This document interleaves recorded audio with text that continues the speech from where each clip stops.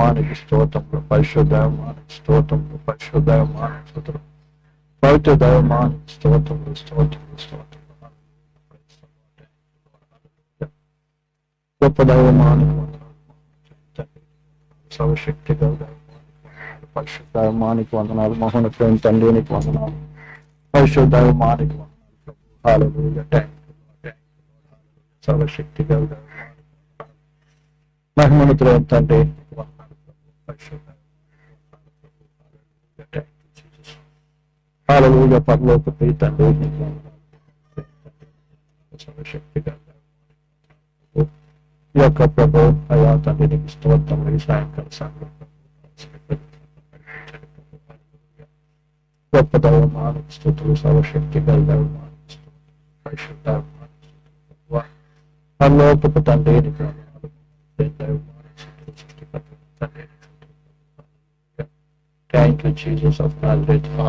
Praise the Lord. కళ్ళు మూసినట్లయితే ప్రార్థన చేసుకుని ఈ రాత్రి సాయంకాలం స్తోత్రం తండ్రి, మహోన్నతుడా, మహాపరిశుద్ధుడా, తండ్రి, నీ వాక్యపు ధ్యానాన్ని ప్రభు కొనసాగించడానికి మా బోధకుడా ఇగో ప్రభు పరిశుద్ధ గొప్పతనాన్ని ప్రభావాన్ని నేర్చుకుంటుండగా మీరే సహాయం చేయండి. అలా గ్రహించినట్లుగా మీరు అర్థం అల్పని మరుగుపరిచి నీ వాక్యం ప్రత్యక్షపరచమని తండ్రి దేవుని పరిశుద్ధ నామములకు యేసుక్రీస్తు నామములో వందనాలు చెల్లిస్తున్నా. మనము మరి పరిశుద్ధ గ్రంథము యొక్క మరి వచనము వాక్యం యొక్క గొప్పతనాన్ని గురించి, అలాగే దాని చేయు కార్యాల గురించి ప్రియమైన పిల్లారా మనం నేర్చుకుంటూ వస్తున్నాం. మరి గతించినటువంటి వారంలో మనము ప్రియమైన పిల్లారా దేవుని వాక్యము చేసేటువంటి కార్యాల గురించి మనం నేర్చుకుంటూ వస్తున్నాం. ప్రియులారా మరి పోయిన వారంలో ఏమేమి నేర్చుకున్నాం చెప్పగలరా? మరి గారు పోయిన వారంలో ఏ ఏ విషయాలను నేర్చుకున్నాం? దేవుని వాక్యం మనలో ఏమేమి కార్యం చేస్తుందో చెప్పండి ఒకసారి.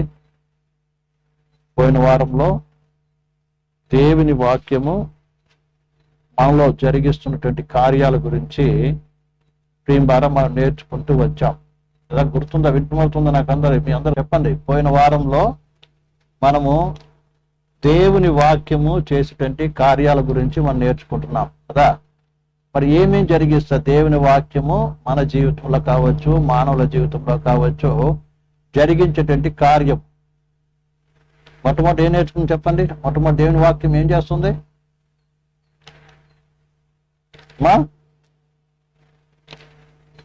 చెప్పండి. దేవుని వాక్యము విన్నప్పుడు మనలో లేకుంటే మనుషులో చేసేటువంటి కార్యాలు ఏం చేస్తుంది? మొట్టమొదట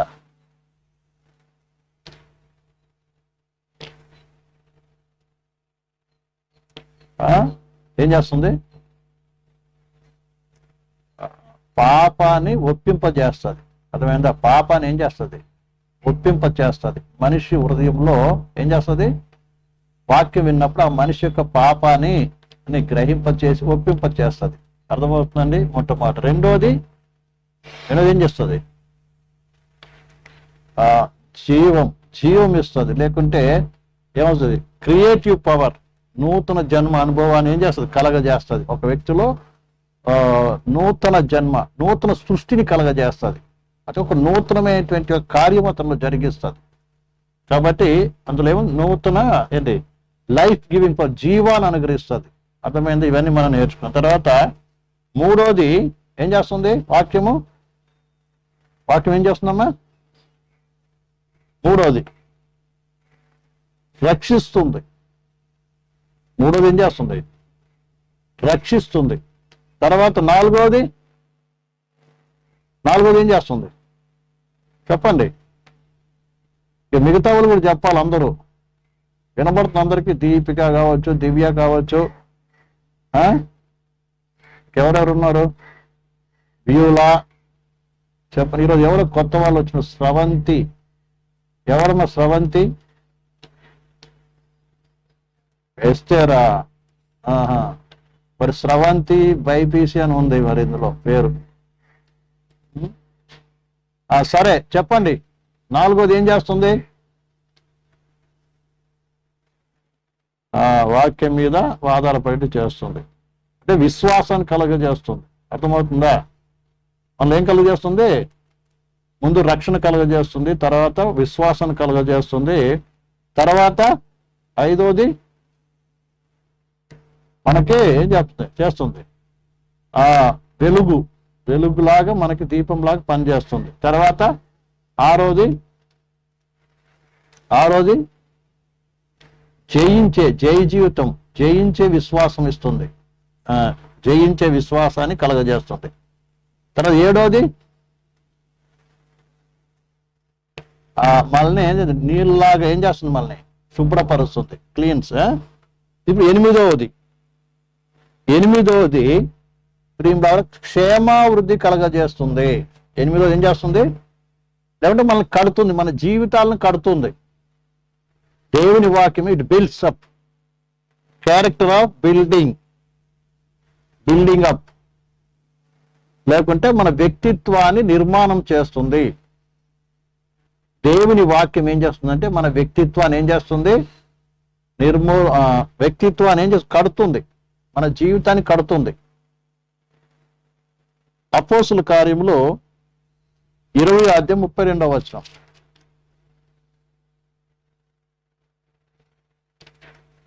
అపోస్తుల కార్యములో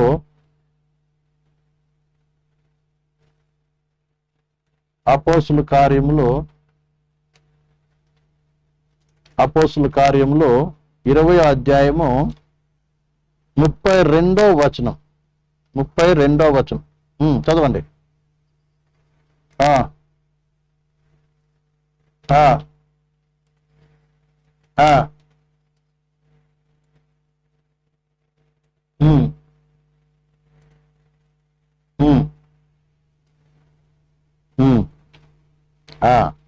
ఇక్కడ మనం రాయబడిన మాట ఏం చూస్తాం? ఇప్పుడు దేవునికి ఆయన కృపావాక్యం మిమ్మల్ని అప్పగించుచున్నాను, ఆయన మీకు క్షేమావృద్ధి కలగచేయను. బిల్డ్స్ అప్, ఇంగ్లీష్లో బిల్డ్స్ అప్ అని ఉంటుంది. అంటే మన క్షేమావృద్ధి అంటే ఆత్మీయ జీవితాన్ని ఏం చేస్తుంది? కడుతుంది. అర్థమవుతుంది? మన ఆత్మీయతను ఏమవుతుంది అంటే జీవితాన్ని కడుతుంది, మన స్వభావాన్ని కడుతుంది, నిర్మిస్తుంది. అంటే రోజుకి ఏమవుతుంది? పవిత్రతలో, పరిశుద్ధతలో, ఇంకా దేవునికి ఏ రీతిగా మనం ఉండాలో అలాంటి జీవితంలో మనల్ని ఏం చేస్తుంది? అభివృద్ధి. లేకుంటే జీవితంలో ఏమవుతుంది? బలపరుస్తుంది, కడుతుంది అన్నమాట మన జీవితం. ఇప్పుడు ఒక ఇల్లు ఏ రీతిగా అయితే రోజు కట్టబడుతూ ఒక గురి వస్తుంది, ఒక దాని ఒక మోడల్ వస్తుందో, అదే రీతిగా మన జీవితంలో కూడా రోజు ఏమవుతుంది? కట్టబడుతూ ఉంటాం. దేని ద్వారా? దేవుని వాక్యము ద్వారా. అర్థమవుతుంది? దేవుని వాక్యం ఏం చేస్తుంది? మానవ జీవితాన్ని కడుతుంది. క్షేమావృద్ధి అంటే కట్టడం. మన జీవితం రోజు ఏం చేస్తుంది? కడుతూ ఉంటుంది. అర్థమైందండి? కాబట్టి దేవుని వాక్యము మనల్ని ఏం చేస్తుంది? కడుతుంది. కాబట్టి ఇంకొక వాక్యం చదువుదాం ప్రియమైన బిడ్డలారా. ఇక్కడ 1 పేతురు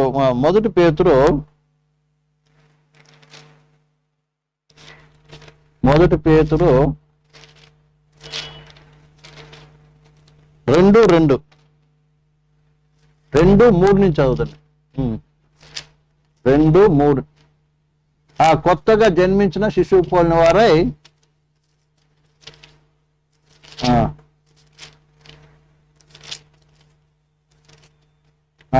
తెలుగులో అంతా కలిసి ఉంది. చదవండి, కిందికి చదవండి. మనుషుల చేత విసర్జింపబడినను దేవుని దృష్టికి ఏర్పరచబడినది అమూల్యమును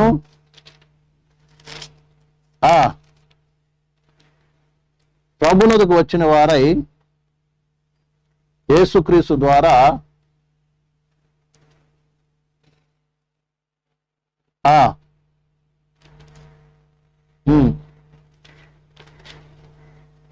సజీవమైన రాళ్ళవలే ఉండి ఆత్మ సంబంధమైన మందిరములుగా కట్టబడుచున్నారు. అర్థమైందండి? ఏమంటారు? దేవుని వాక్యం ఏం చేస్తుంది? మనల్ని కడుతుంది. ఇప్పుడు చూడండి, మనము మారు మనసు పొందాం, బ్యాప్టిజం పొందాం. బ్యాప్టిజం పొందగానే అయిపోయిందా మన పని? అర్థమవుతుందండి? ఒక వ్యక్తి, మీరందరూ కూడా మారు మనసు పొంది బ్యాప్టిజం పొందారు. బ్యాప్టిజం పొందగానే అయిపోయిందా? కాలేదు. బ్యాప్టిజం అనేది ఒక ఇల్లు నిర్మాణం చేసేటప్పుడు ఒక పునాది వేసినట్టు అంతే. అర్థమవుతుందండి? ఇప్పుడు బ్యాప్టిజం పొందగా దాని అర్థం ఏంటంటే పునాది వేయబడింది. పునాది అయిపోగానే ఇల్లు అయిపోయిందా? ఇల్లు అయిపోయిందా? కాదు కదా. అది ఆరం. తర్వాత ఇంకా ఒక్కొక్క ఇటుక మీద పెట్టబడి కట్టబడాలి. అర్థమవుతుంది కదా. అలాగనే మారు మనసు పొంది బ్యాప్టిజం పొందినటువంటి ప్రతి విశ్వాసి కూడా ఏం కావాలి? కట్టబడాలి. అలా కట్టబడాలంటే దేవుని వాక్యము ద్వారా ఏమవుతాం? మనం కట్టబడతాం. అందుకే ఇక్కడ కింద చదువుతాం. 8వ వచనం చదవండి ఒకసారి. 8వ వచనం, కట్టువారు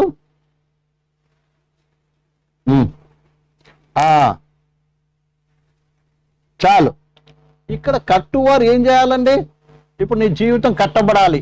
బ్యాప్టిజం పొందావు. బ్యాప్టిజం పొందినటువంటి నీవేం కావాలి? యేసు ప్రభు స్వరూపంలో యేసు ప్రభు లాగా నువ్వేం చేయాలి?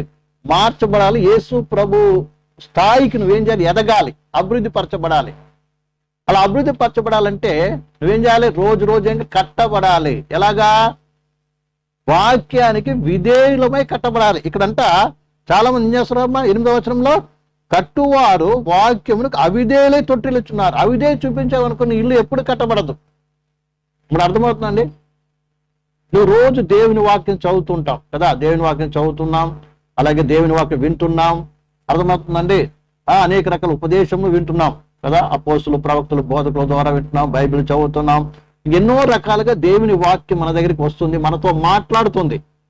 నువ్వు ఈ రీతిగా ఉండాలి, ఈ రీతిగా నువ్వు మార్పు చెందాలి, ఇది విడిచిపెట్టాలి, ఇది ఇలా నడవాలి, ఈ గుణలక్షణం నువ్వు కలిగి ఉండాలి అని దేవుని వాక్యము ఏమవుతుంది? మీతో మాట్లాడుతూ వస్తుంది కదా. అలా మాట్లాడుతూ వస్తున్నప్పుడు నువ్వేం చేయాలి తెలుసా? దానికి విధేయత చూపించాలి.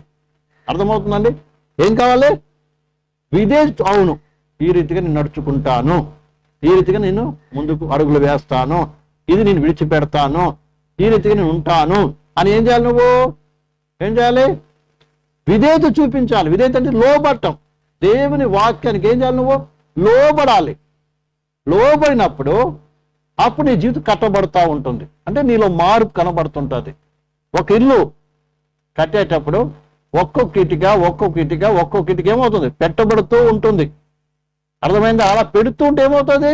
మెల్లి గోడలు లేస్తూ ఉంటుంది. చూసేవారికి కూడా ఏమవుతుంది? మార్పు కనబడతా ఉంటుంది. అబ్బా, ఇల్లు లేస్తుంది అని మనకు కనబడినట్టుగానే నువ్వు ఎప్పుడైతే దేవుడు నీతో మాట్లాడుతున్నప్పుడు ఏం చేయాలి? ఆ వాక్యానికి విధేయత చూపించాలి. విధేయత చూపించినప్పుడు నీ జీవితం ఏమవుతుంది? మార్చబడుతుంది. నీ జీవితంలో రోజు ఏం చేస్తుంది? ఏమవుతుంది? ఇప్పుడు ఆత్మీయంగా నువ్వు అభివృద్ధి పొందుతావు, ఆత్మ సంబంధంగా నువ్వు కట్టబడతావు. అప్పుడు దేవుని పరిశుద్ధాత్మ ఏమవుతుంది? నీలో నివసిస్తుంటుంది. దేవుడు నివసిస్తాడు. నువ్వు కట్టబడేది ఎవరి కొరకు? దేవుని కొరకు. అందుకే ముందు చదివాం కదా ఇక్కడ పైన 5వ వచనంలో, యేసుక్రీస్తు ద్వారా దేవునికి అనుకూలమగు ఆత్మ సంబంధమైన బలు అర్పించేటకు పరిశుద్ధ యాజకులు ఉండుటకు మీరు సజీవమైన రాళ్ళ వలె. ఏం రాయబడింది ఇక్కడ? మీరు సజీవమైన రాళ్ళ వలె నుండి ఆత్మ సంబంధమైన మందిరము కట్టబడుతున్నారు. ఒక మందిరం కట్టాలంటే చూడండి, పూర్వకాలంలో ప్రియులారా, పాత నిబంధన కాలంలో ప్రియులారా, దేవుడు మోషేకి ఆజ్ఞాపించడమని ఆయన నివసించుట కొరకు ఏం కావాలి? ఒక మందిరాన్ని కట్టమన్నాడు కదా.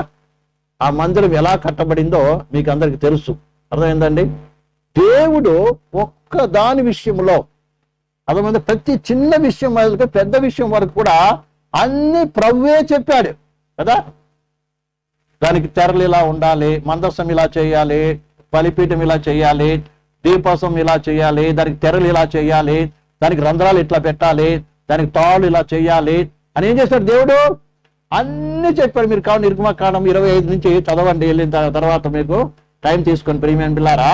అందులో ప్రతి విషయం దేవుడు ఎలా చెప్పాడో అలా అన్ని విషయాలు చెప్పాడు. చెప్పినట్టుగానే మరి అదే ఆది కాండము నిర్గమకాండము 35, 36, 37 తర్వాత 40 వరకు చూసినట్లయితే మోషే ఏం చేశాడు తెలుసా? దేవుడు ఎలా చెప్తే అలా కట్టాడంట. చివరికి 40 దేవుడు చెప్పినట్టుగా చేశాడని ఉంది. చూడ ఒకసారి మనం అందరం కూడా తీసి చదువుదాం ప్రేమారా. నిర్గమకాండము చివరి అధ్యాయం, నిర్గమకాండము చివరి అధ్యాయం, నిర్గమకాండము ప్రేమైన బిల్లారా చివరి అధ్యాయం 40వ అధ్యాయము, చివరి అధ్యాయము 30వ వచనం చదువుదాం.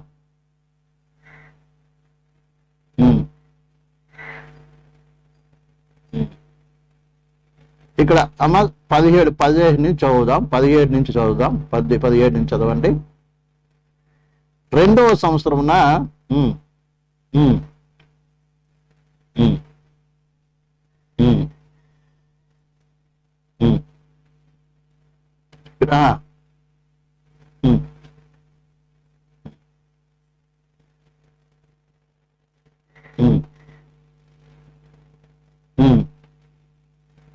అమ్మా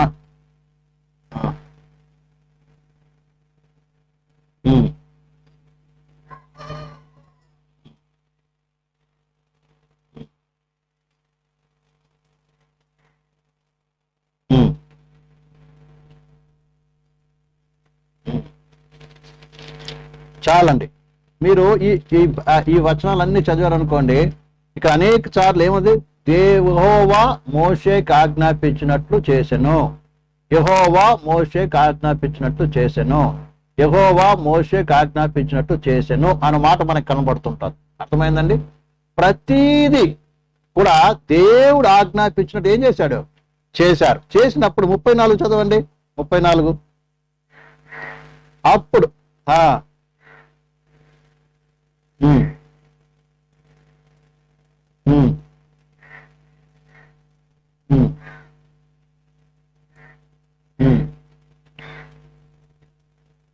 చాలండి.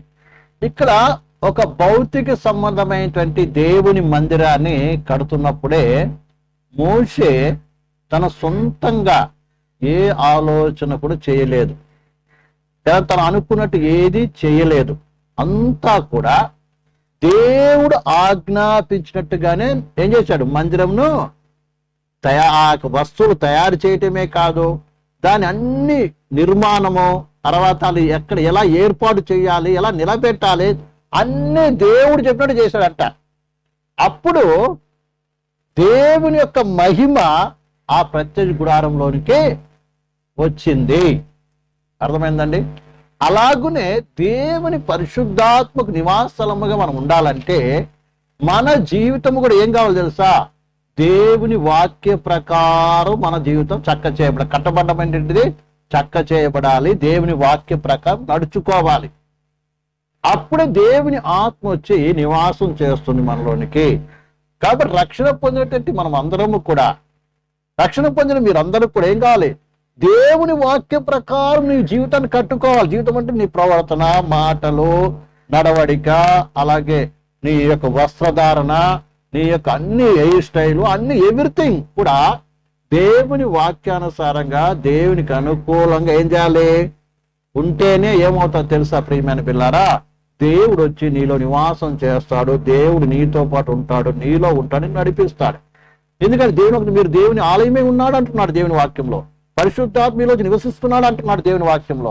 దేవుని వాక్యాన్ని, దేవుని ఆలయాన్ని ఏం చేయకూడదు, పాడు చేయకూడదు అంటున్నాడు దేవుడు. కాబట్టి ప్రియమైన సహోదరి సహోదరులారా, మనం ఏం కావాలి తెలుసా? మనం కట్టబడాలి. అలా కట్టాలంటే దేవుని వాక్యం నేను కడుతుంది. దేవుని వాక్యం నేను కట్టాలంటే ప్రేమ ఏం చేయాలంటే నీవు దేవుని వాక్యానికి ఏం కావాలి? విధేయత చూపించాలి, లోబడాలి. దేవుని వాక్యం నువ్వు సమర్పణ చేసుకోవాలి. ఇక్కడ ఇంకొక ఉదాహరణ కూడా చెప్తాను అనుకోండి. ఇప్పుడు మీరు ఎక్కడన్నా ఒక ఇంట్లో పోయి నివాసం చేయాలంటే, రండి అందరూ, ఒక ఇంట్లో పోయి నివసించాలంటే ఆ ఇల్లు మీకు అనుకూలంగా ఉంటేనే, మీకు ఇష్టకరంగా నచ్చితేనే ఏం చేస్తాం? ఆ ఇంట్లో ఉంటారు. లేకపోతే ఒకవేళ మీరు ఇల్లు కట్టుకుంటారు అనుకోండి ప్రియులారా, మీకు ఇష్టమైన రీతి కట్టుకుంటారు. అంతేగాని కట్టే మేస్త్రి వచ్చి తన ఇష్ట ప్రకారం కడతాను, ఒక కిచెన్ ఇక్కడ పెడతాను, బాత్రూమ్ ఇటు పెడతాను, అండ్ అది ఇంకొక దగ్గర పెడతాను, అండ్ కిటికీ ఇక్కడ ఒకటి పెడతాను, అక్కడ రంధ్రం పెడతానని ఆయన ఇష్ట ప్రకారం కట్టాడు అనుకోండి, మీరు అంగీకరిస్తారా? చెప్పండి, మీరు ఎవరైనా అంగీకరిస్తారా? చెప్పండి. తెలుగు మనం కొన్ని రోజులు పోయి రెంట్కి ఉండాలన్నా కూడా ఏం చేస్తాం, మనము వెతుక్కుంటాం మనకు అనుకూలముగా, మన నివాసించడానికి అనుకూలంగా ఉంటేనే ఆ ఇంట్లో పోయి ఉంటాం, లేకపోతే ఉండం. రెంట్కి ఉండాలన్నా ఒకవేళ మనం ఇల్లు కట్టుకుంటే మన ఇష్టం పూర్తిగా ఏం చేస్తాం, మనము మనకు అనుకునేది కట్టుకుంటామే తప్ప ప్రియం ద్వారా ఇంకొకరికి వారి ఇష్ట ప్రకారం కడితే మనం ఒప్పుకోం. ఎందుకంటే మనం ఏమవుతున్నాం, మనమే డబ్బు పెడుతున్నాం, ఇల్లు మనది, అన్ని దాని ప్రయాసంతో మనం పడుతున్నాం. అలాగనే ప్రియమైన బిడ్డలారా, మనల్ని రక్తం ఇచ్చి యేసయ్య కొనుక్కున్నాడు, మన శరీర ఆత్మ ప్రాణం ఏం చేశాడు, రక్షించుకున్నాడు, రక్తం పెట్టి కొనుక్కున్నాడు. మీరు ఆయన సొత్తు అని చెప్తున్నాడు కదా. ఏమని చెప్తుంది, మీరు విలువ పెట్టి కొనబడిన వారు కాబట్టి మీరు మీ సొత్తు కాదు, నా సొత్తు. అంతేకాదండి, ఏం చెప్తున్నాడు, మీ శరీర ఆత్మలతో దేవుని మహిమపరచండి ఉంది కదా. ఎక్కడ చదువు తెలుసు నాకు వాక్యం, 2 కొరింథీయుల పత్రిక 6వ అధ్యాయంలో చదువుతాం కదా. మీ దేహముతో కూడా మహిమపరచాలంట. చూడండి ఒకసారి,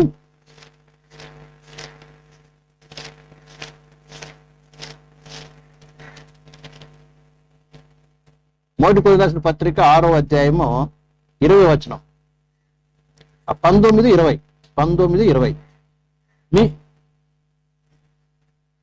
మీ దేహము దేవుని వలన మీకు అనుగ్రహింపబడి మీలో ఉన్న పరిశుద్ధాత్మకు ఆలయమై ఉన్నదని మీరు ఎరగరా? మీరు మీ సొత్తు కాదు, ఆ విలువ పెట్టి కొనబడిన వారు కనుక మీ దేహముతో ఆత్మతో దేవుని మహిమపరచుడి. అక్కడ ఆత్మ అని కూడా రాసుకోండి, ఎందుకంటే ఇంగ్లీష్ బైబిల్లో బాడీ అండ్ స్పిరిట్ అని ఉంటుంది. ఆత్మతోనూ దేహముతోనూ ఏం చేయాలి, మహిమపరచాలంట. అర్థమైంది? నువ్వు మహిమపరచుది ఎవరిని? ప్రభు నీ దేహము ద్వారా నీ ఆత్మ ద్వారా మహిమపరచబడాలి. ఎందుకంటే నీవు నీ సొత్తు కాదు, ప్రభుని రక్తం పెట్టి కొనుక్కున్నాడు. నువ్వు యవనస్తుడు అయినా యవనరాలు అయినా, స్త్రీ అయినా పురుషుడైనా కూడా నువ్వు ఎవరి సొత్తు? చెప్పండి, మీరు ఎవరి సొత్తు? ఎవరి సొత్తు అండి? మీరు దేవుని సొత్తు. కాబట్టి నువ్వు దేవునికి ఇష్టకరంగా నువ్వు ఏం చేయాలి, నీ జీవితం కట్టుకోవాలి. నీ ప్రవర్తన, నువ్వు చేసే అన్నీ కూడా ఏం చేయాలి, నీ హృదయపు ఆలోచనలు మొదలుకొని అన్నీ కూడా నువ్వు చేసే ప్రతి పని కూడా ఏం చేయాలి, దేవునికి అనుకూలంగా ఏం చేయాలి, నువ్వు కట్టుకోవాలి. అప్పుడు దేవుడు ఏం చేయాలి, నేను సమృద్ధిగా నివసిస్తాడు, దేవుడు నివసిస్తాడు నీతో. విషయాన్ని మీరు బాగా అర్థం చేసుకోరు. కాబట్టి దేవుని వాక్యం అనేది కడుతుంది. చూడండి ఏ రీతి కట్టబడాలని చూడండి ప్రియమారు. ఇదే 2వ పేతురు రాసిన పత్రిక 1వ అధ్యాయము ఇక్కడ ఏమేమి ఉండాలో చూపిస్తున్నాడు ప్రియమారు. ఎలా కట్టుకోవాలి, ఏమి ఉండాలి అన్నటువంటిది చూపిస్తున్నాడు ప్రియమారా. 1వ అధ్యాయము 2వ పేతురు 1వ అధ్యాయము 5 నుంచి చదవండి.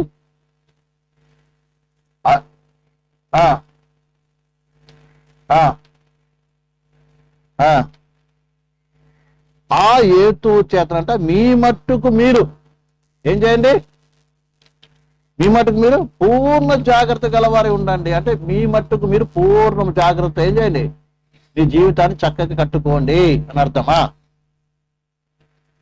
ఏంటంటే మొట్టమొదటి ఏం కావాలి, విశ్వాసం కావాలి. ఆ సద్గుణంతో పాటు ఏం కావాలి, ఆ సద్గుణంతో పాటు చూడండి, ఇక్కడ వినండి నా మాట జాగ్రత్తగా. ఇప్పుడు విశ్వాసం, దేవుని మీద విశ్వాసం ఉంచారు, మంచిదే. మీ పునాది మీద విశ్వాసం అనే ఒక రాయి పెట్టారు అనుకుందాం, ఒక ఇల్లు కట్టారు, ఒక రాయి గోడ. ఆ యొక్క రాయితో పాటు ఇంకేం కావాలి, విశ్వాసంతో పాటు అంట సద్గుణము. సద్గుణం అంటే ఏంటిది? సద్గుణం అంటే ఏంటిదని చెప్పండి. మంచి గుణాలు కలిగి ఉండాలి. మీకు తెలుసు కదా, మంచిది ఏదో చెడేదో మనకు బాగా తెలుసు కదా. సహజంగానే ఏది మంచిదో ఏది చెడదో మనకు బాగా తెలుసు. ఇంకోటి దేవుని పిల్లలు మనకి ఏది మంచిదో చెడో చూపించడానికి మన బైబిల్ గ్రంథం ఉంది, సేవకులు ఉన్నారు, తల్లిదండ్రులు ఉన్నారు. అర్థమైందండి?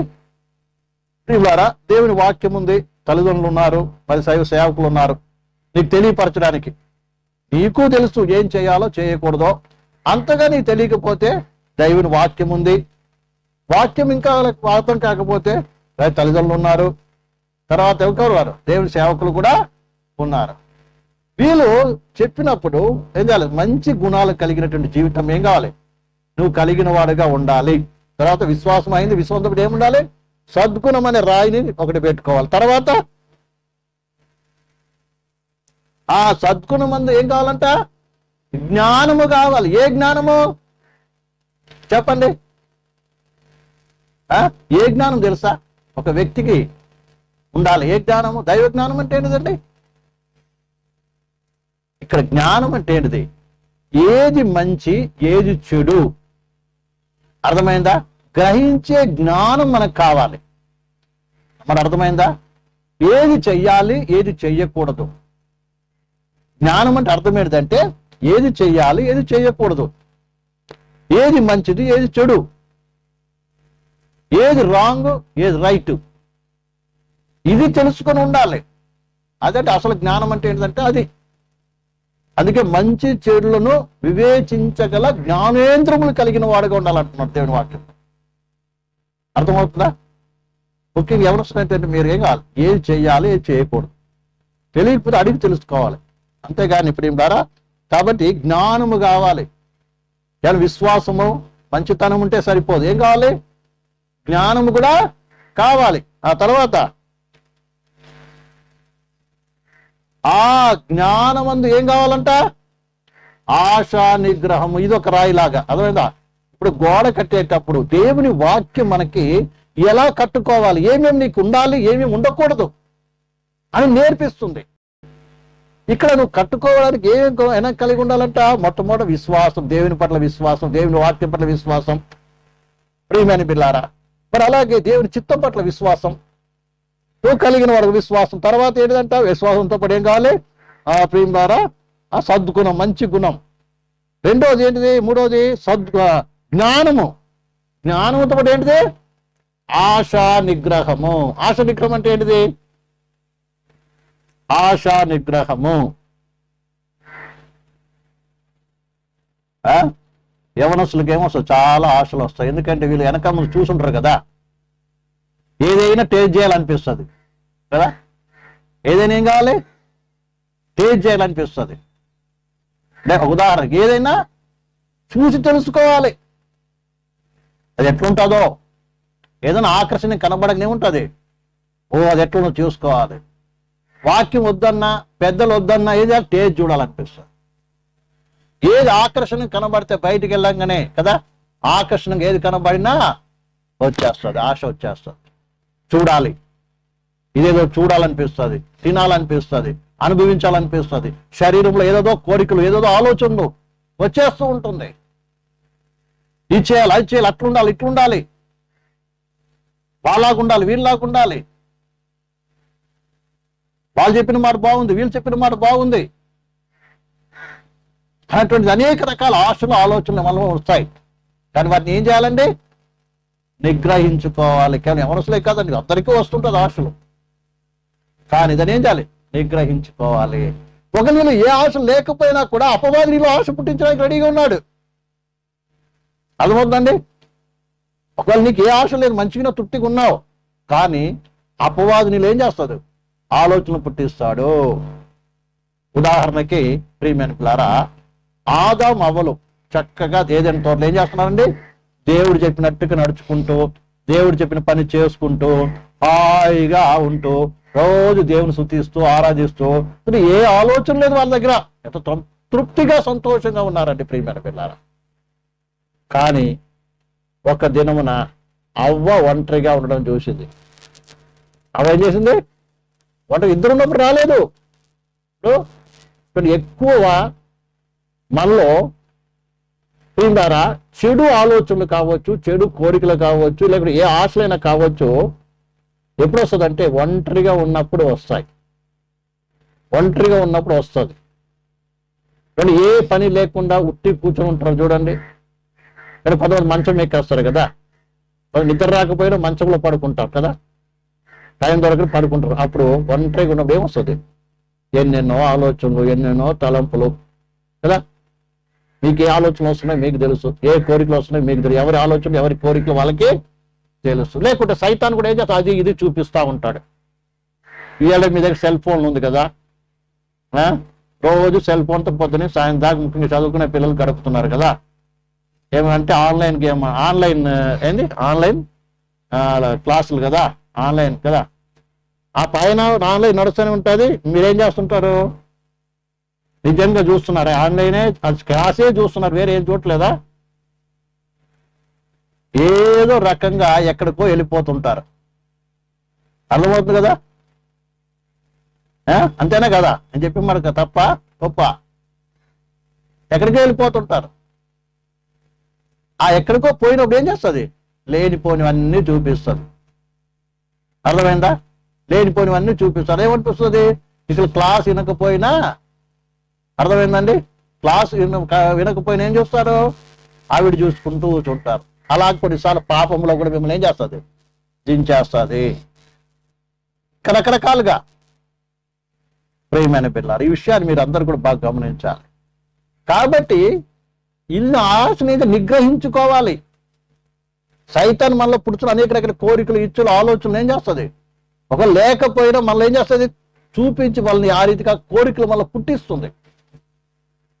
అందుకే ఎపిసిలో కూడా ఒక చక్కటి మాట రాయబడింది. అది కూడా మీకు చూసిన తర్వాత నేను ముందుకు వెళ్తాను. ప్రేమితారా, ఎపిసి రాసిన పత్రిక 2వ అధ్యాయము 2:2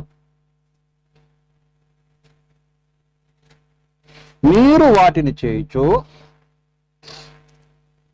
వాయుమండల సంబంధమైన అధిపతిని అనగా అవిధేయులైన వారిని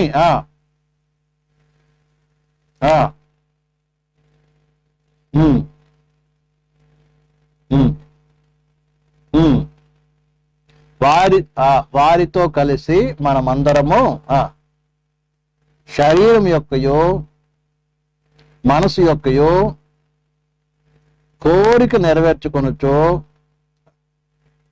మన శరీరాశను అనుసరించి మునుపు ప్రవర్తించుచో కడం వారి వలె స్వభావ సిద్ధముగా దైవోగ్రతకు పాత్రులమై ఉంటిమి. ఇక్కడ మనం జాగ్రత్త చదివితే దురాత్మల యొక్క సమూహము ఎవరైతే అవిధేయులు అవుతారో, అవిధేయులు అంటే ఎవరు? ఎవరిదైతే దేవుడు చెప్తున్నాడో అది చేయక ఏం కాదు లోబడినటువంటి వారు. నువ్వు ఎప్పుడైతే లోబడకుండా పక్కకు జరుగుతావో వెంటనే ఎవరు వస్తారు? అపవాది వచ్చేస్తాడు నీ దగ్గరికి. అపవాది నిన్ను ప్రేరేపిస్తుంది. ప్రేరేపించి ఏం చేస్తుంది? శరీరం యొక్క కోరికలు, మనసు యొక్క కోరికలు. మనసులో కొన్ని కోరికలు ఉంటాయి, శరీరం కొన్ని కోరుకుంటుంది. అర్థమైందా? మనసు కొన్ని కోరుకుంటుంది, శరీరం కూడా కొన్ని కోరుకుంటుంది. అదంతా ఆ కోరికలు నెరవేర్చడానికి ఏం చేస్తావు? నువ్వు ప్రయత్నం చేస్తావు. అర్థమైందండి? కాబట్టి ఇలాంటి కోరికలు, ఇలాంటి ఆశలు ఏం చేయాలి? నువ్వు నిగ్రహించుకోవాలి. ఆశ నిగ్రహము అంటే నా హద్దు ఇంతవరకే, నేను ఇదే చేస్తా తప్ప ఇంకా వేరే చేయడానికి వీలు లేదు. నేనెవరిని? దేవుని బిడ్డని. దేవుడు నన్ను నివసిస్తున్నాడు కాబట్టి నేను దేవుని వాక్యానికి మాత్రమే విధేయత చూపించాలి అని ఒక యవనస్తుడు ఏం కావాలి? దేవుని వాక్యానికి విధేయత చూపించాలి. చూపించినప్పుడే నువ్వు కట్టబడతావు. అర్థమవుతుందండి? అందుకని మన పేతులు చదువుకునేది చాలా మంది దేవునికి అవిధేయులై తొట్టిల్లుచున్నారంట. కట్టువారు దేవుని వాక్యానికి ఏం చేస్తున్నారు? అవిధేయులై కట్టుచున్నారు, తొట్టిల్లుచున్నారు. క్షమించాలి, కడుచున్నారు. అవిధేయులు ఏమవుతున్నారంట? తొట్టిల్లుతున్నారంట, పడిపోతున్నారు. చాలా మంది తొట్టిల్లుతూ ఉంటారు. అంటే వాక్యం విన్నప్పుడు ఏం చేస్తాం? ఇలాగే ఉంటాం అనుకుంటారు. అవతల పోగానే సైతాన్ ఆకర్షించిన కొన్ని కోరికలు, కొన్ని ఆశలు రాగానే ఏం చేస్తాం? ప్రేమిటారా, వెంటనే అటు వెళ్ళిపోతారు నిగ్రహించుకోలేక. వెంటనే ఆ పెట్టబడి రాయం పడిపోద్ది. అలా చాలా మంది రక్షణ పొంది కూడా జీవితంలో కట్టబడకుండా, జీవితంలో మార్పు లేకుండా, జీవితంలో దేవునికి దగ్గర కాకుండా ఎంతో మంది ఉంటున్నారు. కాబట్టి ప్రేమ ఏం కాదు తెలుసా? కట్టబడాలి, దేవుని వాక్యానికి విధేయత చూపించాలి. ఇక వాక్యం చెప్తుంది మొట్టమొదటి ఏంటంట, విశ్వాసం కలిగి ఉండాలంట, ఆ తర్వాత సద్గుణం కలిగి ఉండాలంట, తర్వాత జ్ఞానం కలిగి ఉండాలంట, తర్వాత ఆశ నిగ్రహము. ఆశ నిగ్రహంతో పాటు ఏం కావాలంట, సహనము. సహనం అంటే ఓపిక కావాలి, తొందరపాటు పనికి రాదు. అదేందా, ఓపిక కావాలి. కొంతమందికి యవనస్తులకు చెప్తే కోపం వచ్చేస్తుంది వెంటనే, అది చేయకూడదు, ఇది చెయ్యాలి, ఇటు ఉండాలి అట్లా ఉండాలి, కొంచెం ఆగమని, అట్లా కాదు, వెంటనే కోపం వచ్చేస్తుంది. ఎప్పుడు చూడు అదొద్దు ఇదొద్దు అంటారు, నేనే తప్పు చేస్తున్నాను అన్నట్టుగా మాట్లాడుతుంటారు. ప్రియులారా, సహనము కావాలి, ఓర్పు కావాలి. తర్వాత ఇంకేంటంట, సహనంతో పాటు ఏం కావాలమ్మా, భక్తి. భక్తి అంటే ఏంటిది ప్రియులారా, ఇంగ్లీష్లో గాడ్లీనెస్ అని ఉంటుంది. అంటే ఏంటి, దైవిక స్వభావము ధరించుకోవాలి, దైవిక లక్షణాలు కావాలి, దేవుడు యొక్క లక్షణాలు, గుణ లక్షణం మనకి అవసరము. తర్వాత ఇంకేంటంట, భక్తితో పాటు సహోదర ప్రేమ. మన తోటి సహోదరులు ఏం చేయాలి, ప్రేమించాలి. ఏ ప్రేమ, అగాపే ప్రేమ, దైవిక ప్రేమ కావాలి. దైవిక ప్రేమ అంటే పరిశుద్ధమైనది, అర్థమైందండి, పవిత్రమైన ప్రేమ కావాలి. మనము దైవిక ప్రేమ యొక్క లక్షణాలు కొరింథీయులకు రాసిన పత్రిక 13లో చదువుతాం కదా. ప్రేమ, దైవిక ప్రేమ, పవిత్రమైన ప్రేమ కావాలి. ఎలాంటి ఒక నీ హృదయంలో చెడు ఆలోచన, చెడు ఇది ఏమాత్రం ఉండడానికి వీల్లేదు. తర్వాత అంటున్నాడు కింద, ఇంకా సహోదర ప్రేమ ఏం కావాలంట, దయను అమర్చుకొనుడి. అమర్చుకోవడం అంటే తెలుసు మీకు అందరికీ, అమర్చుకోవడం అంటే ఏంటిది చెప్పండి, సర్దుకోండి. ఉదాహరణకి ఒక పెట్టెలో ఏం చేస్తాం, మనం ఎక్కడికి వెళ్ళినప్పుడు ఏం చేస్తామండి, కావలసినవన్న వస్తువులన్నిటి చక్కగా సదురుతాం కదా, లేక అల్మారీలో అమర్చడం అంటారు.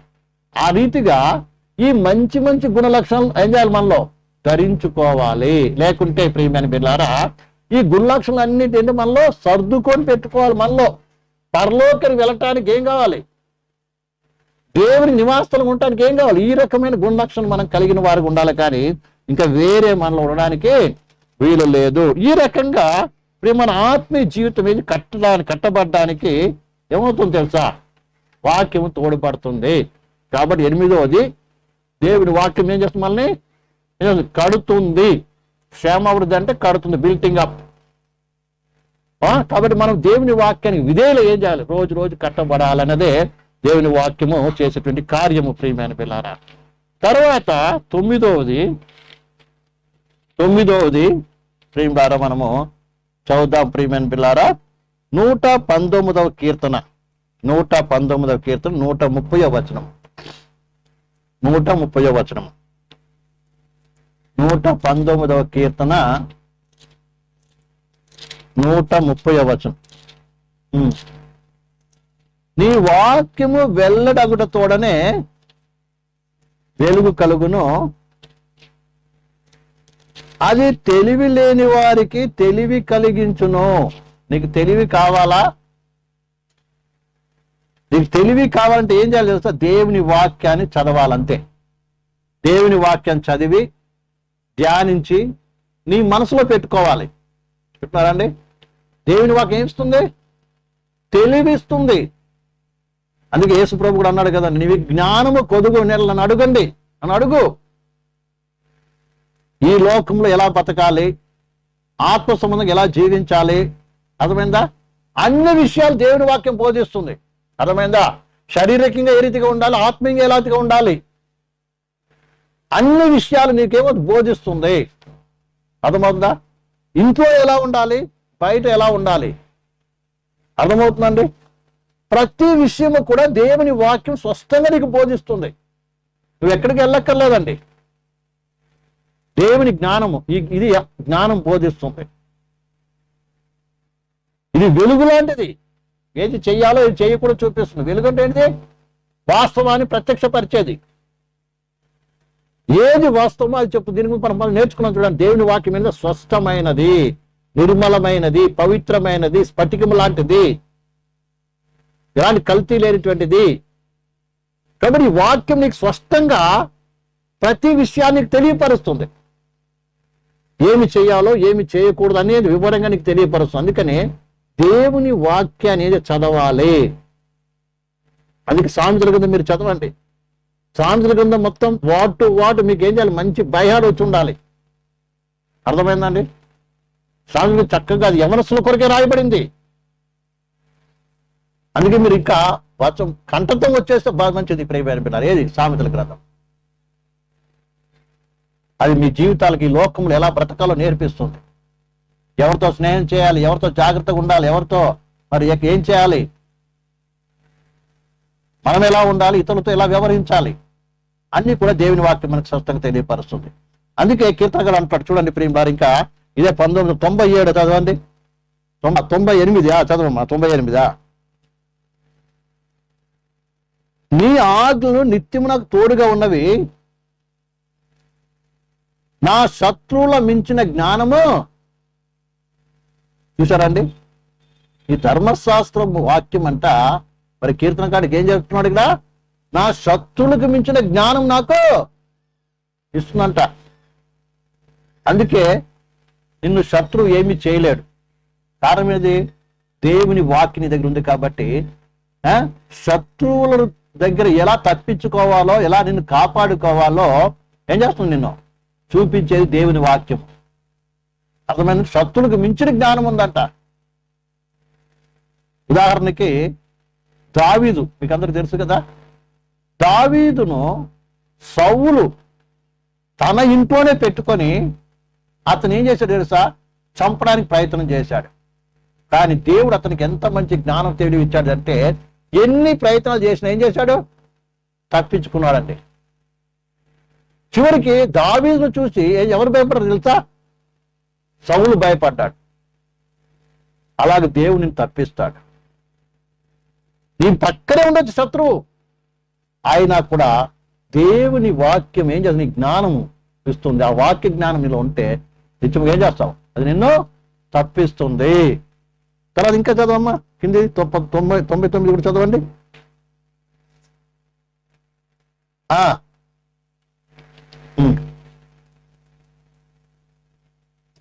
ఏంటంట, నీ శాస్త్రం నేను ధ్యానించుచున్నాను. దేవుని వాక్యాన్ని ఎప్పుడు ధ్యానిస్తున్నాడు కాబట్టి బోధల కంటే కూడా అదే జ్ఞానం ఇచ్చాడంటే దేవుడు అతనికి. అవును ప్రేమలారా, మీరు దివారాత్రులు దేవుని వాక్యం ధ్యానించండి, మాకంటే ఎక్కువ మీకు తెలుస్తుంది. అర్థమవుతుందండి? మాకు నేర్పించే స్థాయి కూడా మీరు ఎదగలరు. తెలుసా మీకు అందరికీ? ఎప్పుడు దేవుని వాక్యాన్ని మీరేం ధ్యానించినప్పుడు, దేవుని వాక్యాన్ని మీరు చదివినప్పుడు, దివారాత్రులు ధ్యానించినప్పుడు, చెప్పాం కదా ప్రేమ వాక్యం రాయబడింది, దివారాత్రులు ధ్యానించబడి ధన్యుడు అని.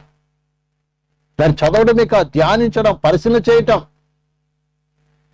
ఇవన్నీ చేసినప్పుడు ఏమవుతుంది, ఇక్కడ కీర్తనగా ఉన్నాడు, బోధకుల కంటే నాకు జ్ఞానం ఉన్నది ఎక్కువ అంటుంది. తర్వాత నీ ఉపదేశం నేను లక్ష్యము చేయుచున్నాను,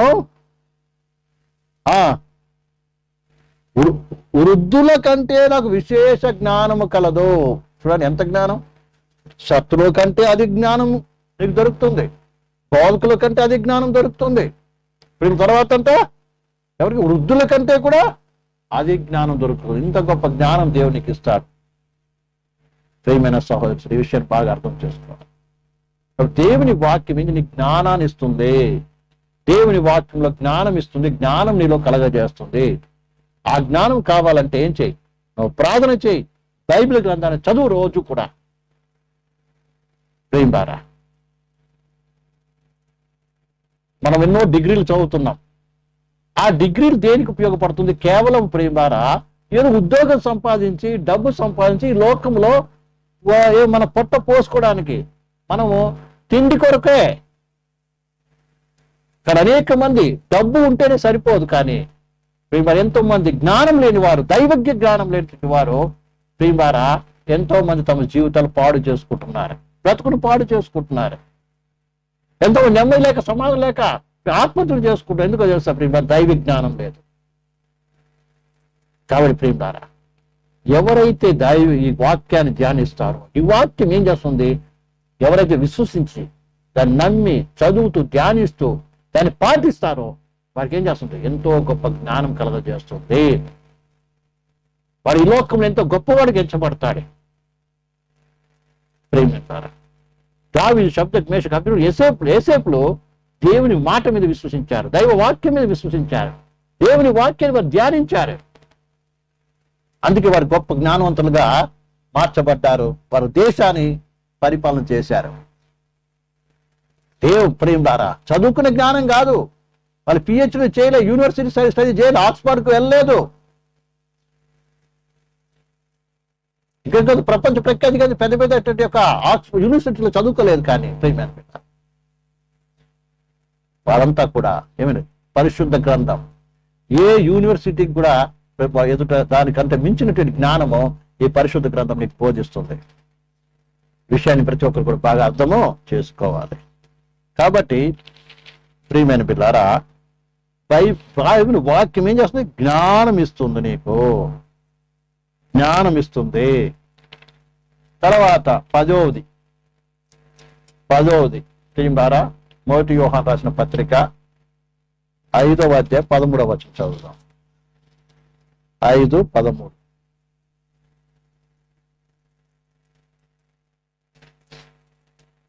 యోహాను రాసిన మొదటి పత్రిక 13వ వచనం. దేవుని కుమారుని నామమందు విశ్వాసముంచు మీరు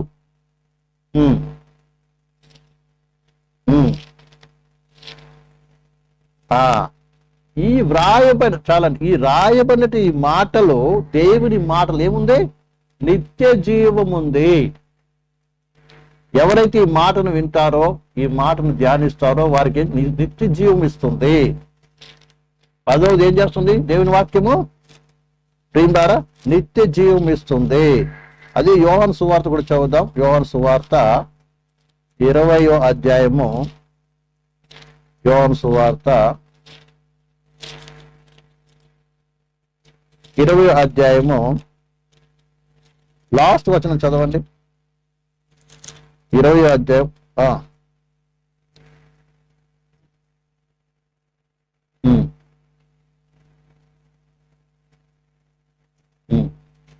ఇవి రాయబడి ఏం పొందడానికి? జీవం పొందడానికి. అర్థమైందండి? దేవుని వాక్యం ఏమిస్తుంది? నీలో జీవాన్ని కలగజేస్తుంది. అర్థమైంది? అందుకే అన్నాడు. ఇంకొక మాట కూడా చదువుదాం ప్రేమిలారా. 6వ అధ్యాయము 63వ వచనం. 6:63. ఆత్మే జీవింపచేయుచున్నది, శరీరము కేవలం నిష్ప్రయోజనము. నేను మీతో చెప్పి ఉన్న మాటలు ఆత్మయు జీవమై ఉన్నది. దేవుని వాక్యము ఏం చేస్తుంది? జీవము కలగజేస్తుంది. దేవునికి నీకు గొప్ప సంబంధాన్ని ఏర్పాటు చేస్తుంది. నువ్వు జీవించేవాడిగా, జీవించడానిగా చేస్తుంది. విషయాన్ని ప్రతి ఒక్కరు కూడా బాగా అర్థం చేసుకోవాలండి. తర్వాత ప్రియమైన పిల్లారా, దేవుని వాక్యము 11వది కీర్తన గ్రంథము 85:8. 85:8. 5 నిమిషం.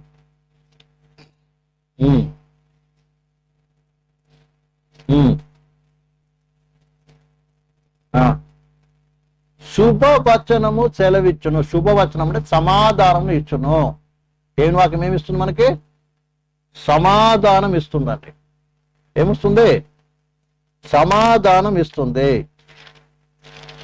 నీలో సమాధానం, ఎవరైతే దేవుని వాక్యం వింటారో వాళ్ళు ఏం కాదు, సమాధానం కలగజేస్తుంది.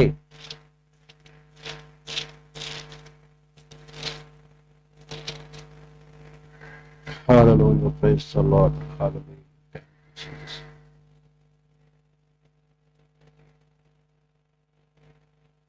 దేవుని వాక్యం మనల్ని సమాధానము కలగజేస్తుంది. తర్వాత 12వది ఇర్మియా గ్రంథము 15:16.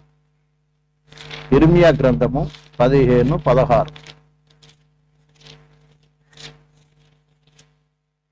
ఈ మాటలు దొరకగా దానిని భుజించి తిని సైన్యాధిపతి యెహోవా దేవా.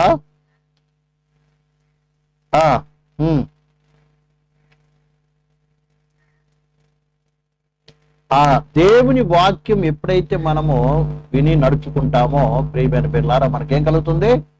సంతోషం కలగజేస్తుంది. చెప్తారండి, దేవుని వాక్యం వల్ల ఏం కలుగజేస్తుంది?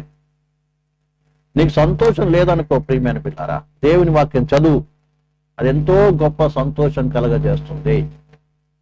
అన్నాడు, నీ మాటలు నాకు దొరకక నేను దేనేం చేశాను? ఏం చేశానంటండి? నేను దాన్ని భుజించి తినే. ఎంత చక్కగా చెప్తున్నాడు చూడండి. నీ మాటలకు దొరికంగా నేను తినేశాను. నేను అంటే రిసీవ్ చేసుకున్నాను, అది నా మనసులో దాచుకున్నాను. కాబట్టి ఏంటి? సంతోషం కలగజేప్ప, ఆ దేవుడు నాతో ఇంత మంచి మాట మాట్లాడాడు. అవును, నువ్వు ప్రార్థన చేసి కన్నీరు దేవుని మొరపెట్టి దేవుని వాక్యం చదువు. దేవుని వాక్యం ఏం చేస్తుంది? నీలో గొప్ప సంతోషం, ఆనందం కలగజేస్తుంది. తర్వాత యోహాను సువార్త 15:11 కూడా చదవండి. యోహాను సువార్త ప్రియమైన పిల్లారా 15:11.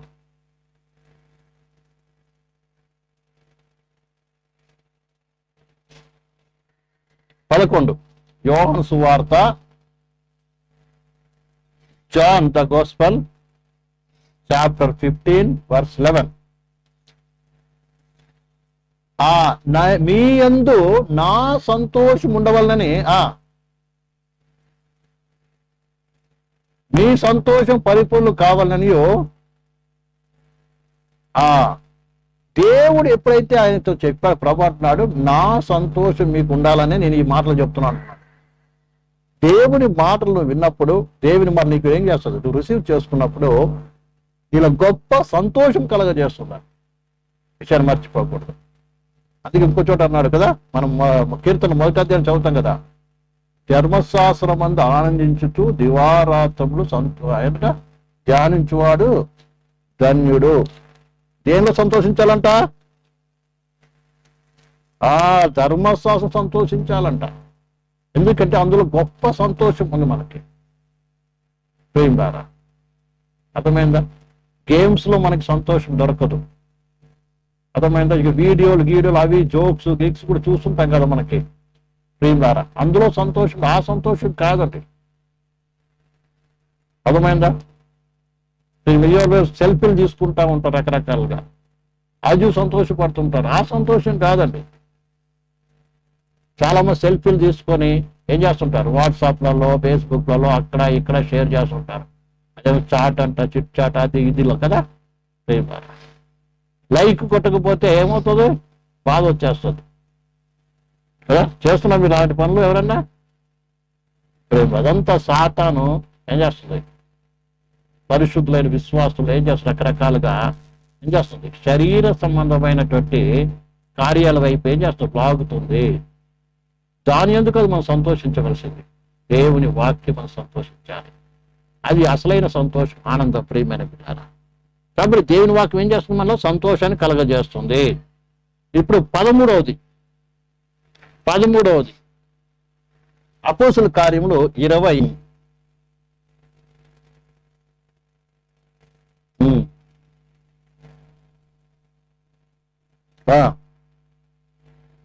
మీలోనే నెట్ ప్రాబ్లం అనుకుంటే వినపట్లేదు, నేను చదువుతా వినండి. 31 నుంచి. కావున నేను 3 సంవత్సరములు రాత్రి పగళ్ళు కన్నీళ్లు విడిచొచ్చు ప్రతి మనుషుని మానక బుద్ధి చెప్పి తిని మీరు జ్ఞాపకము చేసుకుని మెలకువగా ఉండుడి. ఇప్పుడు దేవునికిని ఆయన కృపావాక్యమునకు మిమ్మును అప్పగించుచున్నాను. ఆయన మీకు క్షేమావృద్ధి కలగచేయుటకు పరిశుద్ధ పరచబడిన వారందరిలో స్వాస్యము అనుగ్రహించినట్టుకు శక్తిమంతుడు. ఇక్కడ అపోస్తలుడైన పౌలు తన చివరి దినాల్లో ఆయన ఏం చేస్తున్నాడో ప్రియవారు, ముఖ్యంగా ఆయన ప్రయాణం యెరూషలేముకు వెళుతూ ఎఫెసీ పెద్దలను పిలిచి ఆయన చెప్తున్న మాటలు అంటే, ఇదిగో మీకేం చేశాను? దేవుని వాక్యాన్ని 3 సంవత్సరాలు రాత్రి పగలు బోధించాను. ఇప్పుడు మిమ్మల్ని ఆ వాక్యానికి అప్పచెప్తున్నాను. ఆ వాక్యాన్ని గైకొనండి. అది మిమ్మల్ని ఏం చేస్తుంది? ఎంత భయంకర పరిస్థితి వచ్చినా, అబద్ధ బోధ వచ్చినా, తోడేలు అనగా మరి మేమే దేవుని సేవకులమని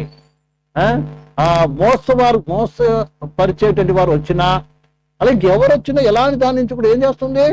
నేను చెప్పినటువంటి మీకు తెలియపరిచినటువంటి ఈ వాక్యానికి మిమ్మల్ని అప్పగిస్తున్నాను. ఈ వాక్యం ఏం చేస్తుంది? మిమ్మల్ని కాపాడుతుంది. అర్థమైందండి? 13వ విషయం ఏంటంటే దేవుని వాక్యము నిన్ను కాపాడుతుంది. నశించిపోకుండా, తప్పిపోకుండా, అపవాది ఊరిలో పడిపోకుండా నిన్ను కాపాడు ఏంటంటే దేవుని వాక్యము. అర్థమైందా?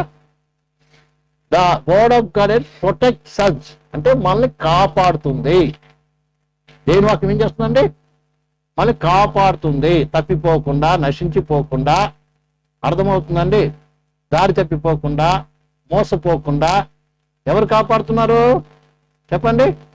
దేవుని వాక్యం కాపాడుతుంది. అందుకని దేవుని వాక్యం నువ్వేం చేయాలి? బాగా మనసులో పెట్టుకోవాలి. ఏది సత్యమైన బోధ, ఏది అబద్ధం బోధ. ఇవాళ రేపు ఎన్నో రకాల బోధలు వస్తున్నాయండి. ముఖ్యంగా యవ్వనస్తులను ఆకర్షించే బోధలు వస్తున్నాయి. అర్థమైందండి? ఎంజాయ్ చేయాలని కదా, మనము దావీదులాగా నాట్యం చేయాలని, లేకుంటే దేవుడు మన పాపాల కొరకు ఆయన చనిపోయాడు కాబట్టి మనం చేయాలని, ఇప్పుడు ఎలా జీవించినా పర్వాలేదు, ఇంకా ఇలా రకరకాల ఉపదేశాలు ఈ దినాల్లో వస్తుంది ఉంది. ప్రియులారా, ముఖ్యంగా యవ్వనస్తులను ఏం చేస్తుంది? ఆకర్షిస్తుంది. మీరు చాలా మంది చూసినట్లయితే డ్యాన్సులు చేసే చోట, అర్థమైందండి, ఈ పెద్ద పెద్ద డెకరేషన్స్ తో పాటు పెద్ద పెద్ద చర్చిలు ఏముంటాయి? లైటింగ్స్ పెట్టుకొని ఈవెనింగ్ డ్యాన్స్ పాటలు ఒక క్లబ్ లో ప్రియమైన బిడ్డలారా ఉండేటట్టుగా ఏముంది? ఒక సినిమా థియేటర్ వల్లే కొన్ని సంఘాలు తయారైనాయి. ప్రియమైన అక్కడ ఎక్కువ మంది ఎవరు? యవ్వనస్తులే కనపడతారు. ఎలాగైనా జీవించవచ్చు, డ్యాన్స్ చేయొచ్చు. ప్రేమలారా మీరు చూస్తుంటారు. ప్రేమలారా ఎంతమంది చూసారు? జబరాజ్ అని ఒక తమిళనాడులో ఉన్నాడు. అంత యవ్వనస్తులే. కొంతమంది స్టేజ్ మీద సినిమా పాటలే పాడుతున్నారు. ప్రేమలారా ఇక్కడ అలాంటి సంఘాలు చూసినట్లయితే ప్రేమలారా అందరూ ఏమన్నారు? యవ్వనస్తులు. కానీ వాక్య ప్రకారం నీకు వాక్యం తెలిసి ఉంటే, ఉపదేశం తెలిసి ఉన్నట్లయితే ప్రేమలారా, అర్థం దేవుని వాక్యం తెలిసి ఉంటే ఏం చేస్తాం? నువ్వు కాపాడు. అది తప్పు, అది అబద్ధము. దేవుడు అంటే భయముతో భక్తితో ఆరాధించేటువంటి స్థలము. దైవ భక్తిని బోధించేది, భయము భక్తిని బోధించేది, ఒక మర్యాదను బోధించేది, ఒక క్రమాన్ని బోధించేది. అది లోక సంబంధమైనది కాదు. ఇవన్నీ ఇప్పుడు దైవ లేఖనము మనకు రాయబడింది.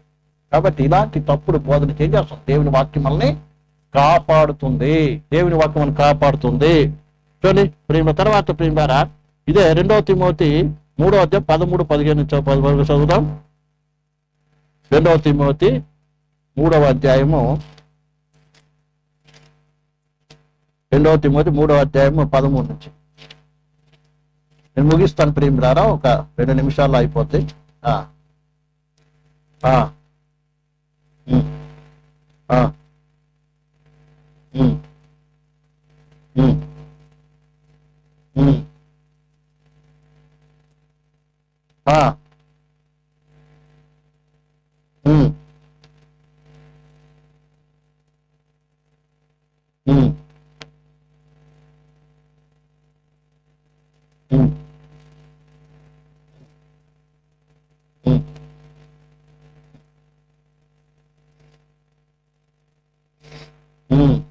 చాలా ఇక్కడ ఏమంటుందండి? నీకు రక్షణార్థమైన జ్ఞానము కలగజేస్తుంది. ఇది నాకు చదువుకున్నాం కూడా రక్షణ జ్ఞానం అని. తర్వాత ఏం చేస్తుందంటే ఈ లేఖనాన్ని నువ్వేం చేయాలి? బాగా ఎరిగిన వాడికి ఉండాలి. ఇక్కడ రాయపడి ఏంటంటే ఇక్కడ క్రీస్తు యేసును నుంచవలసిన విశ్వాసము ద్వారా శక్తి గల పరిశుద్ధ లేఖనమును బాల్యము నుండి ఏం కావాలంట? ఇక్కడ తిమోతి బాగా చిన్నప్పటి నుంచే నేర్చుకున్నాడంట. అర్థమవుతుంది? ఇప్పుడు చాలా మంది యవనస్తులు చూడండి, మన సంఘంలో ఎంతో మంది యవనస్తులు ఉన్నారు కదా ప్రేమారా. మరి ఈ వాక్యం నేర్చుకోవడానికి ఎంతమంది ఇష్టపడుతున్నారండి? మీరు కూడా నిజముగా నేను దేవుని వాక్యం నేర్చుకోవాలి, దేవుని తెలుసుకోవాలి, ఇంకా నేను విశ్వాసంలో పెరగాలి, పరిశుద్ధంగా జీవించాలి అని హృదయపూర్వకంగా ప్రేమ ద్వారా ఆసక్తితో ఏం చేయాలి? నేర్చుకున్నట్లయితే ఈ వాక్యం ఏమవుతుంది? ఉపయోగకరంగా ఉంటుంది. ఇక్కడ మళ్ళీ పాస్టర్ గారు ఏమైనా అడుగుతారు, లేకుంటే ఏమన్నా తిడతారు, లేకుంటే తల్లిదండ్రులు ఏమన్నా అంటారు, కంపల్సరీ ఆ ఉద్దేశంతో కాదండి. హృదయపూర్వకం. ఇక్కడ తిమోతి చిన్నతనం నుంచి ఏం చేశాడట? చదవండి, అక్కడ ఏముంది? బాల్యం నుండి ఏం చేస్తున్నాడండి? ఏం ఎరుగును? పరిశుద్ధ లేఖనాలు ఎరుగును. అంటే దేవుని వాక్యం బాగా తెలుసుకున్నాడు. అందుకే ఒకే యవనస్తులు బాగా దేవుని వాక్యం తెలుసుకోవాలి. యూట్యూబ్ లో ఏముందో తెలుసుకోవడం కాదు, లేదా గూగుల్లో సెర్చ్ చేయడం కాదు. చాలా మంది దేని మీద ఆధారపడుతున్నారు? గూగుల్ మీద, యూట్యూబ్ మీద. ఏదన్నా సమాచారం కాబట్టి వెంటనే దాన్ని వెతికి, అది నిజమో అబద్ధమో కూడా తెలియదు కొంతమందికి. దాన్ని నమ్మేస్తారు. వాళ్ళది వ్యూవర్స్ పెంచుకోవడానికి, ఇంకేదో చేసుకోవడానికి ఎన్నెన్నో కథలు చెప్పుకుంటూ వస్తారు. అది కాదని తెలుసుకోవాలి. ఈ పరిశుద్ధ లేఖనాలు ఏం చేస్తున్నాయి? కాపాడుతుంది. ఎక్కడి నుంచి? ద్వారా నీ యొక్క రక్షణ కోల్పోకుండా ఏం చేస్తుంది? నిన్ను కాపాడుతుంది.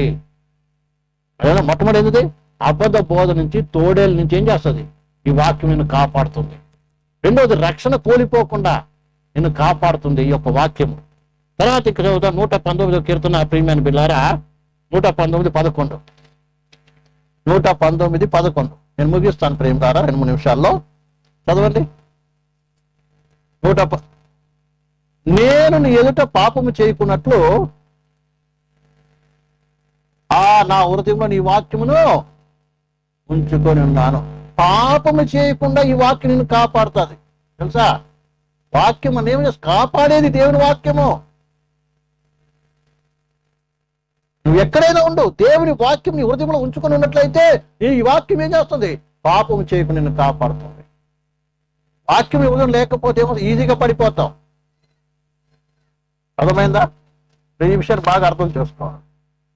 అన్నాడు, నేను నీ ఎదుట పాపము చేయకున్నట్లు నా హృదయంలో నీ వాక్యమును ఉంచుకొని ఉన్నాను. దేవుని వాక్యం నిన్ను కాపాడేది, రక్షించేది. అర్థమైందా?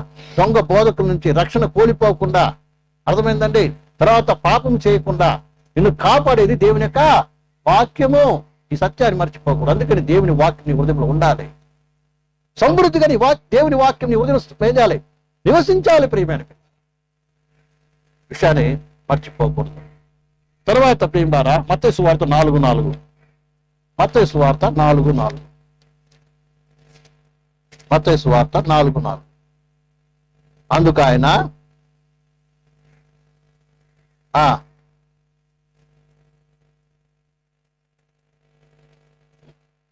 5:6 కూడా చదవమ్మా.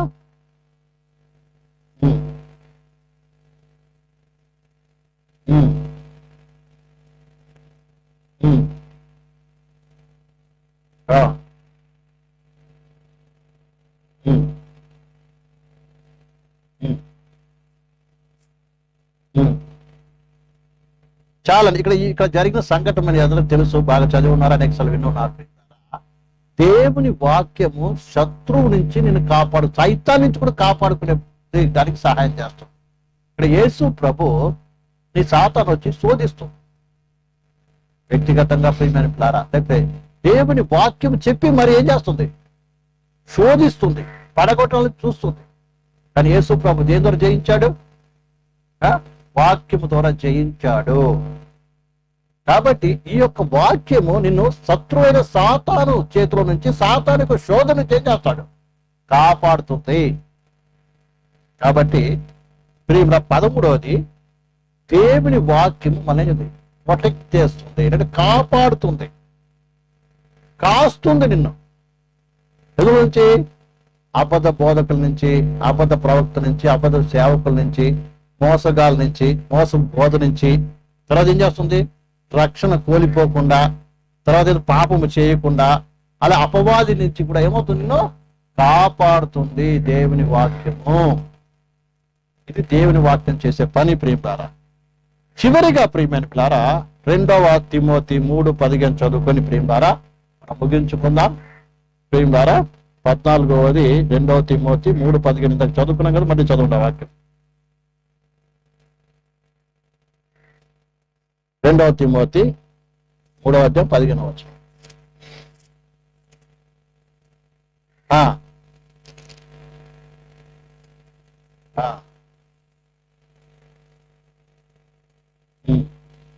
చాలమ్మా.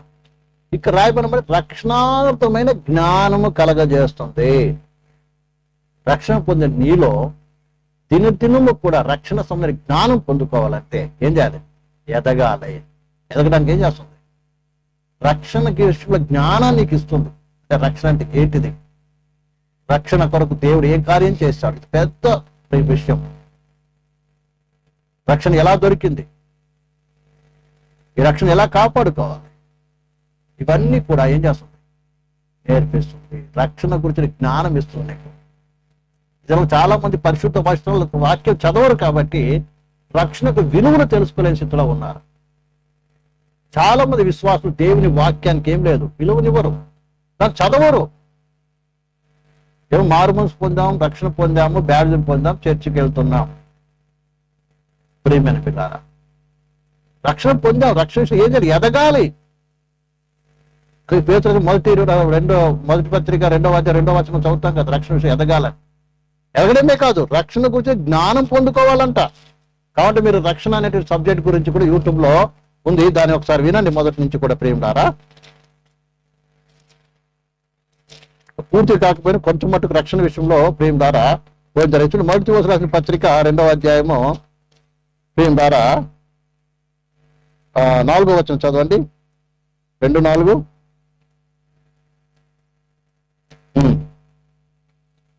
మనుషులందరూ రక్షణ పొంది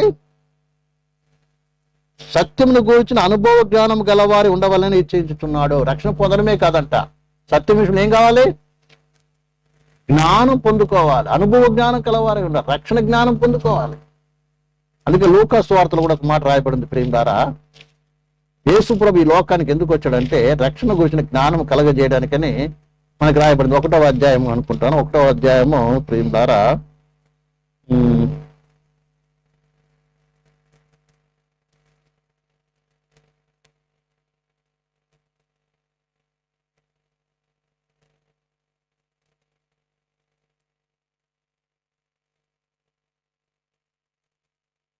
చదవండి, చదవమ్మా, చదవండి.